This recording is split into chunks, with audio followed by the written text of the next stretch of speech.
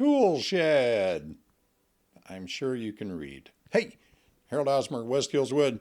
We had this spot out here that we had cleared to build a new tool shed. This is for garden tool type stuff. This is a basic construction job, which I'm not really all that good at, but that doesn't stop me.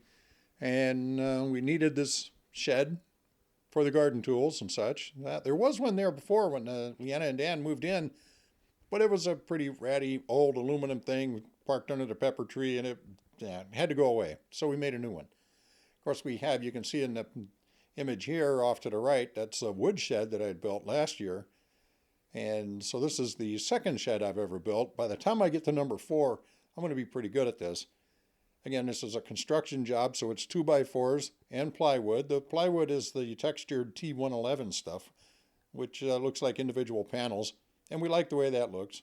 You notice we just put the back wall up. We had to paint that before we put that in place because we'd never be able to get back there and paint it now. And it's best if it's protected, so we did that. And there's Dan and I working away. Neither of us know what we're doing, but we're reasonably confident. We keep disappearing in that little spot there. That happens to be where the actual wood shop is. So that works out. And we're pretty much designing on the fly. We know we need it about this big by that big, this kind of thing.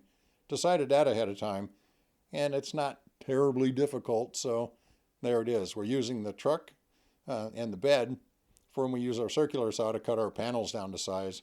They're really a little too large and weird to put on the table saw.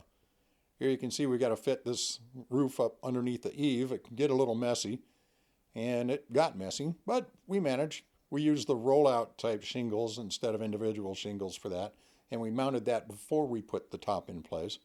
Put a little shelf inside. Put the shelf in before we put the sidewall up too. There's our framed out door.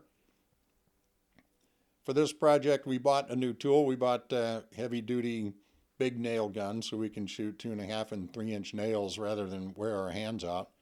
And again, it works out where we trim this thing to try and mimic the other side. Here you can see this is wire mesh.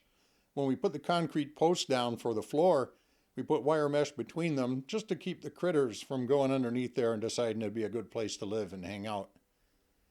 We're not too worried about runoff here because the gutters are going to catch most of the water that's going to come across and channel it out away from us. So we'll get a little bit out from this, but not a lot.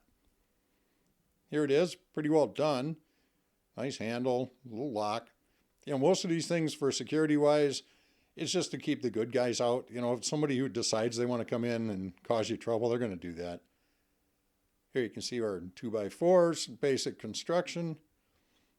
Pretty straightforward. I'm pretty sure you can do this. If you really want to do this, you can make it happen. You can see the textured wood there. That's T111, they call that.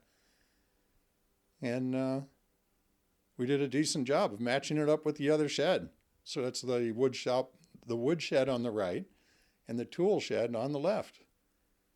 And there we go. Hey, we're going to keep doing videos this way where we do the slideshow and I talk through it.